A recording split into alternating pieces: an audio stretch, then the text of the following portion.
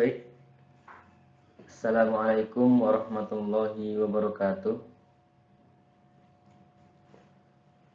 Innal hamdalillah nahmaduhu wa nasta'inuhu wa nastaghfiruh wa na'udzu billahi min shururi anfusina wa min sayyiati a'malina may yahdihillahu fala mudhillalah wa may yudlilhu fala hadiyalah. Asyhadu an la ilaha illallah wa asyhadu anna Muhammadan abduhu wa rasuluh la nabiyya wa la rasulullah ba'da amma ba'du. Pertama-tama mari kita panjatkan pujian puji syukur kita kehadirat Allah Subhanahu wa taala yang telah memberikan kita nikmat iman serta Islam serta kesehatan serta kesempatan sehingga kita dapat melakukan perkuliahan atau pembahasan materi tentang sejarah perbankan syariah dan konvensional. Kita masuk ke materi yang ketiga ya, tentang praktek perbankan di zaman Bani Umayyah serta Bani Abbasiyah. Seperti yang kita tahu di pelajaran kemarin, itu perbankan itu sudah berjalan sebenarnya pada zaman Rasulullah SAW. Akan tetapi tidak terbentuk dalam suatu institusi atau lembaga, akan tetapi masih perorangan. Jadi ada kan tugas bank itu ada transfer misalnya, atau peminjaman uang dan lain sebagainya. Itu sejak zaman Rasul sudah ada, tetapi cuman antara individu saja, individu. Jadi misalnya saya pernah mengirim uang ke suatu tempat, itu satu orang satu transaksi misalnya, atau ada pinjam meminjam, saya meminjamkan uang ke fulan atau fulan yang lain sebagainya. Itu sebenarnya transaksi-transaksi pokok di perbankan sudah terjadi pada zaman Rasulullah SAW. Akan tetapi dia per individu saja. Bedanya pada zaman daulah ini apa? Jadi tugas pokok itu, bank itu tugas pokok bank yaitu menerima simpanan atau meminjamkan uang atau melakukan jasa pengiriman uang, itu sudah dikerjakan oleh satu orang saja. Kalau dulu kan menerima simpanan satu orang, meminjamkan uang satu orang, melakukan jasa pengiriman satu orang, seperti itu. Kalau sekarang udah semua dilakukan sama satu orang pada zaman Bani Umayyah dan Abbasiyah. Jadi bank itu adalah lembaga atau institusi yang melakukan tiga tugas pokoknya, yaitu menerima simpanan, meminjamkan uang, dan melakukan jasa pengiriman uang. Itu tugas pokok bank itu ya. Jadi ada namanya penghimpunan dana dan penyaluran dana, seperti itu.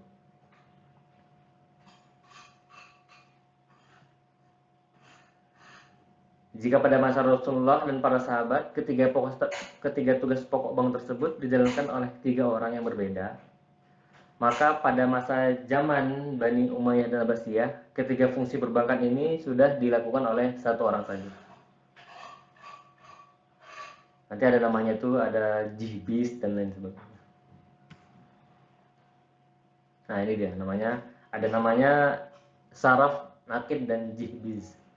Ini adalah sebutan bagi orang-orang yang melakukan tiga fungsi perbankan ini.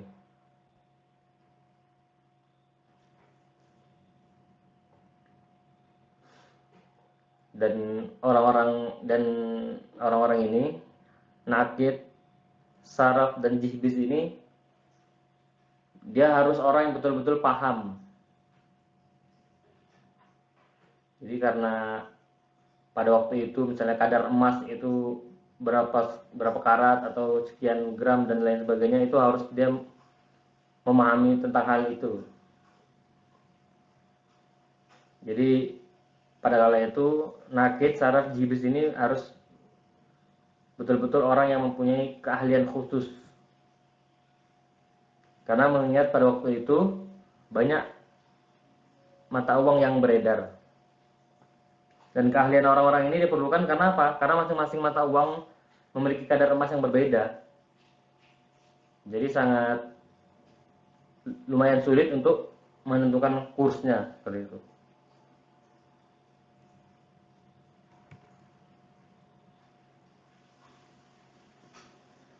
Next.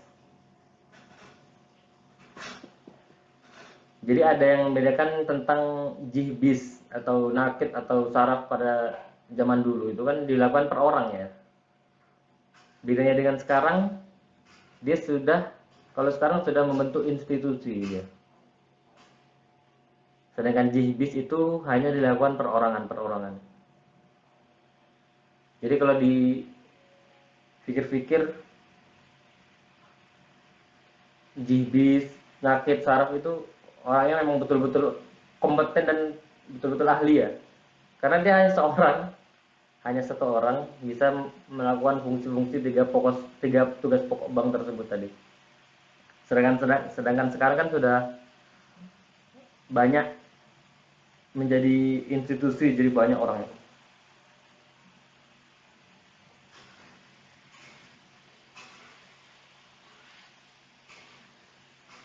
Peranan para bankir berkembang pesat pada masa Bani Abbasiyah, di mana pada waktu itu hampir setiap menteri mempunyai bankir sendiri. Jadi memang sudah pesat, sudah melambung tinggi perbankan ini. Jadi pada zaman Bani Abbasiyah itu hampir setiap menteri mempunyai bankir sendiri. Karena kemajuan praktik perbankan ini juga ditandai oleh makin menjamurnya penggunaan cek dan kantor money changer yang ramai didirikan. Karena memang asal mula bank itu kan dari kata bank ya, dari bahasa Italia atau banquio yang artinya bangku, Yang tugasnya pada waktu itu karena orang pada saling duduk untuk menukar uangnya seperti itu. Asal mula bank kan seperti itu.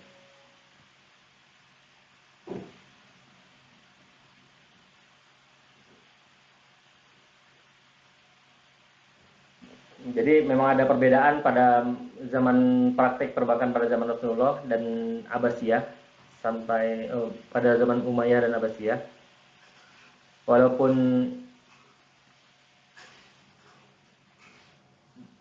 belum menjadi lembaga atau institusi, namun di situ sudah terlihat bahwa memang bank nanti ini bakalan jadi ada gitu. Walaupun praktek perbankannya belum menjadi lembaga atau institusi pada kala itu, pada zaman Rasulullah, pada sahabat, pada zaman Umayyah, Abbasiyah itu belum menjadi lembaga.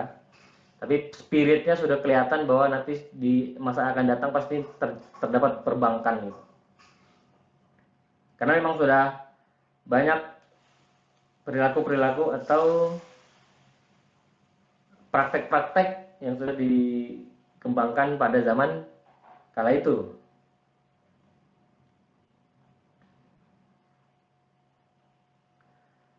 Pada zaman Rasulullah, ketiga tugas pokok bank tersebut dilakukan secara individu. Jadi tiga tugas pokok bank itu tiga misalnya kan. Jadi dilakukan oleh 3 orang misalnya. Pada zaman Umayyah, Abbasiyah, 3 tugas pokok tersebut sudah dilakukan oleh 1 orang. Itu perbedaannya. Karena memang udah ada spiritnya di situ. Spirit untuk perbankan telah maju dan pesat gitu seperti itu.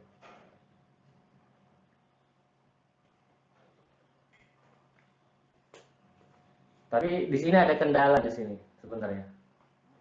Ada kendala ketika pada masa daulah atau pada masa Bani Umayyah atau Abbasiyah dan Abbasiyah. Kondisi Baitul Mal itu sempat berubah ya. Sedangkan yang kita tahu Baitul Mal sudah ada sejak zaman Rasulullah SAW dan diperkukuh atau dipertegas lagi atau diperlengkap lagi pada zaman Umar bin Khattab. Pada zaman Umar bin Khattab. Semakin kesini, Baitul Mal malah terbengkalai pada kala itu. Karena satu antara lain hal banyak, karena memang kurangnya akidah salah satunya, karena jauhnya masyarakat atau jauhnya perilaku manusia dari agama dan lain sebagainya. Jadi pada kala itu Baitul Mal ini menjadi kurang bekerja, kurang bermanfaat gitu, dan tidak dikelola dengan penuh kehati-hatian. Karena Baitul Mal itu kan fungsinya dulu untuk menghimpun seperti ghanimah, zakat, pajak, jizyah, urs dan lain sebagainya. Tapi pada kala itu agak terhenti karena kurangan pengelolaan.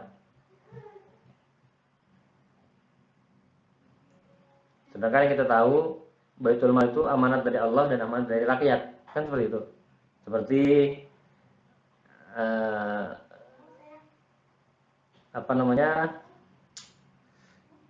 harta rampasan perang. Kan itu ada yang dibagi-bagi untuk Allah, ada yang dibagi untuk Rasulnya dan fakir miskin dan lain sebagainya kan. Ada itu.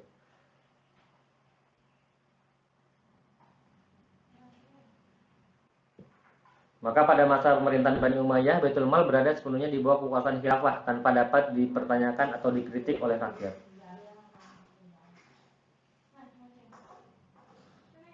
Terus keadaan di atas berlangsung sampai datangnya khalifah ke-8 Bani Umayyah. Ini satu-satunya khalifah yang kurang lebih dia hanya memimpin 2,5 tahun, tapi dengan kepemimpinannya tersebut bisa mengembalikan lagi fungsi Baitul Mal. Dengan kepemimpinannya tersebut bisa mengembalikan lagi fungsi Baitul Mal. Dari pemasukan harta yang tidak halal, jadi Baitul Mal ini direvitalisasi lagi atau dikembangkan lagi dari masalah-masalah yang ada, dari harta-harta yang tidak halal, dan BMT ini dan Baitul Mal ini dia didistribusikan kepada yang berhak menerimanya. Dan Umar bin Abdul Aziz ini dia amir yang sangat bijaksana ya.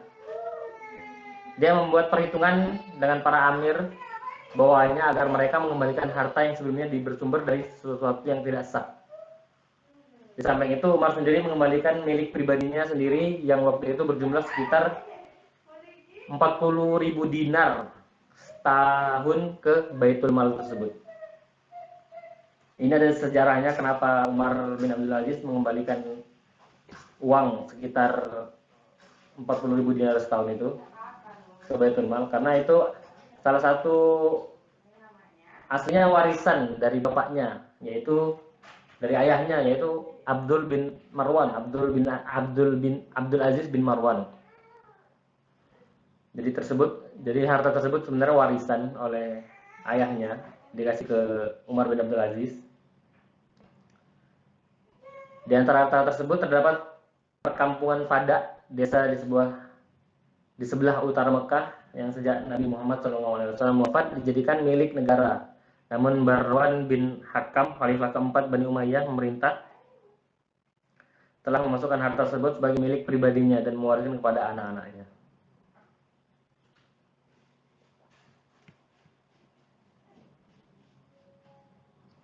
Akan tetapi kondisi Baitul Mal tersebut yang telah dikembalikan oleh Umar bin Abdul Aziz pada posisi yang di puncak pada kali itu, tidak dapat bertahan lama, tidak dapat bertahan lama karena ya banyak hal yang menjadikan bahwa Baitul Mal ini tidak terpakai lagi hingga sekarang.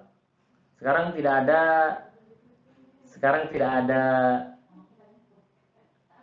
lagi kita dengar Baitul Mal kan. Baitul Mal tidak ada sekarang. Habis seluruh negara muslim yang dijajah oleh Eropa, sekarang tidak ada lagi terdengar Baitul Mal berdiri. Baitul Mal dengan Baitul Mal wa Tamwil beda ya. Sekarang banyak BMT Baitul Mal wa Tamwil. Tapi Baitul Mal yang asli ini pada Baitul Mal yang pada zaman Rasulullah hingga para sahabat, pada daulah, dan sampai sekarang hilang Baitul Mal.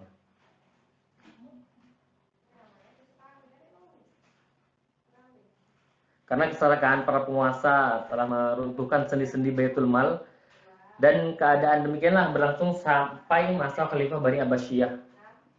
Dalam keadaan demikian, tidak sedikit kritik yang datang dari ulama, namun semuanya diabaikan atau ulama itu sendiri yang diintimidasi agar tutup mulut. Hingga separah itu karena ya kurangnya akidah, kurangnya pengetahuan, sampai Baitul Mal sudah tidak ada lagi. Sedangkan Imam Abu Hanifah sendiri pun, pendiri mazhab Hanafi, mengecam tindakan Abu Ja'far al-Mansur, khalifah kedua Bani Abbasiyah, yang memerintah pada tahun 754 sampai 755 Masehi. 775 Masehi. Yang dipandangnya berbuat zalim dalam pemerintahnya dan berlaku curang dalam pengelolaan Baitul Mal dengan memberikan hadiah kepada banyak orang yang dekat dengannya. Jadi ini seperti ya sampai sekarang pun terjadi ya ini. Sampai sekarang kurang lebih terjadi. Dia hanya memberikan keuntungan kepada orang-orang terdekatnya atau keluarganya. Sampai sekarang pun terjadi.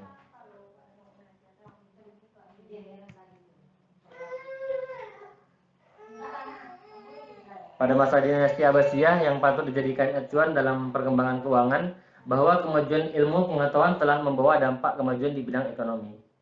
Perluasan fungsi Baitul Mal yang semuanya hanya berkutat pada masalah moneter telah berkembang pesat pada sampai pengaturan fiskal dan bahkan pengembangan keilmuan yang tidak saja pada ilmu ekonomi tetapi juga dalam bidang keilmuan yang lain. Jadi memang pada masa dinasti Umayyah, Abbasiyah dan lain sebagainya ada kekurangan dan ada kelebihan. Di situ kekurangannya salah satunya Baitul Mal itu kurang terkelola, akan tetapi kemajuan ilmu pengetahuannya dalam bidang ekonomi sangat luas. Pada mulanya Baitul Mal dulu hanya berkutat pada masalah moneter, sekarang sudah bisa menjadi fiskal. Dan pengembangan ilmu keilmuannya tidak saja pada seputaran ilmu ekonomi, tetapi juga dalam bidang keilmuan yang lain.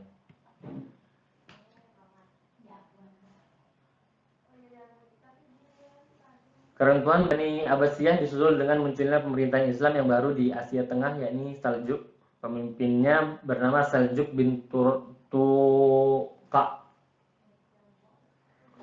Dan pemerintahan Turki Utsmani di Istanbul. Dan pada masa ini Baitul Mal juga masih berfungsi secara maksimal. Bahkan keuangan Islam mengalami kestabilan terus-menerus. Dan standar mata uang emas dan perak atau dinar dan dirham menjadi kekuatan untuk menstabilkan kondisi ekonomi negara. Jadi ya ini yang memang saya pikirkan, kenapa tidak kembali lagi ke dinar dan dirham ya, agar supaya stabilitas ekonomi itu membaik.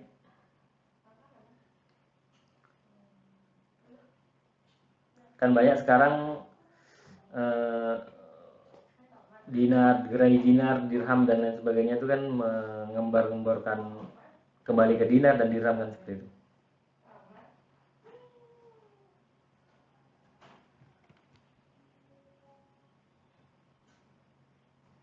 Lembaga keuangan pada masa dinasti. Jadi ketika Ali bin Abi Thalib wafat dan digantikan oleh Muawiyah, lalu digantikan oleh anaknya Yazid, maka lembaga syura dalam politik pemerintahan Islam telah bergeser menjadi dinasti atau kerajaan. Meskipun berubah, tetapi fungsi Baitul Mal ini tetap berjalan sebagaimana mestinya, kecuali bahwa mulai terjadi disfungsi pada pengeluaran-pengeluaran disebabkan tingkat ketaatan agama yang mulai menurun. Yang tadi kita bahas, yang sudah kita bahas, itu ada satu khilafah pada zaman Bani Umayyah, yaitu Umar bin Abdul Aziz. Walaupun masa pemerintahannya itu kurang lebih 2,5 tahun, namun dia mampu mendistribusikan pendapatan dari Baitul Mal tersebut sedemikian rupa sehingga banyak mensejahterakan rakyatnya. Dan pada waktu pemerintahan Umar bin Abdul Aziz tidak ditemukan satu orang pun orang yang menerima zakat. Sungguh luar biasa ya pada waktu itu. Jadi tidak ditemukan orang yang miskin, jadi tidak ada orang yang berstatus mustahik seperti itu.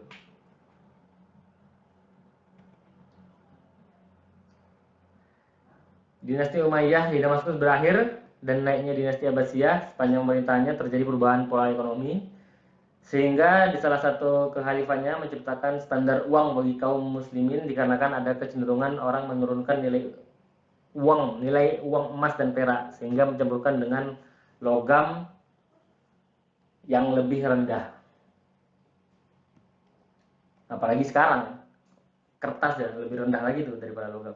Kan seperti itu.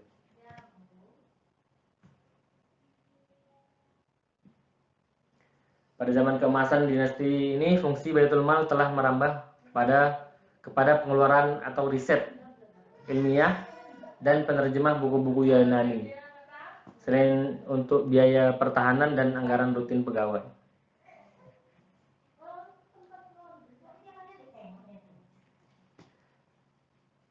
Dinasti Abbasiyah pudar bergantian dengan Turki Saljuk di Asia Tenggara juga.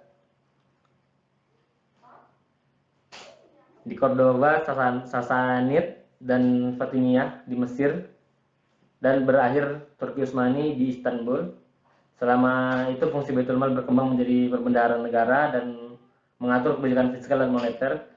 Setelah runtuhnya dinasti Umayyah di Turki menandakan kemenangan kolonialisme di negeri-negeri Islam baik secara fisik dan pemikiran. Jadi setelah runtuhnya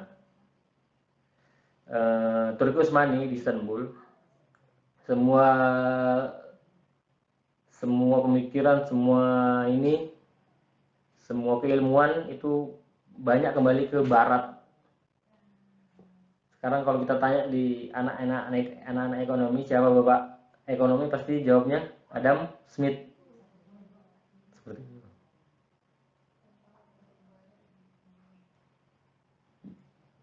Ya, tidak lain dan tidak faktor, pasti ada hubungannya tentang berkurangnya dalam keagamaan, masalah akidah lagi.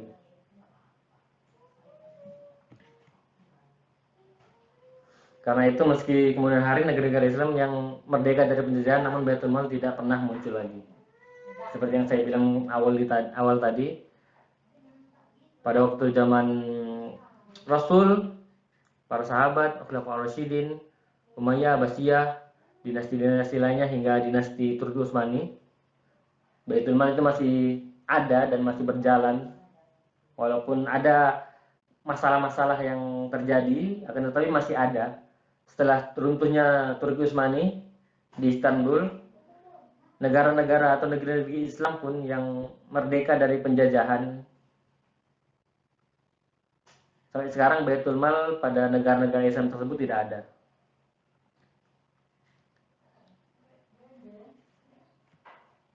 Mungkin itu saja dari saya pada materi ini. Kurang lebih saya mohon maaf. Billahi taufiq wal hidayah. Assalamualaikum warahmatullahi wabarakatuh.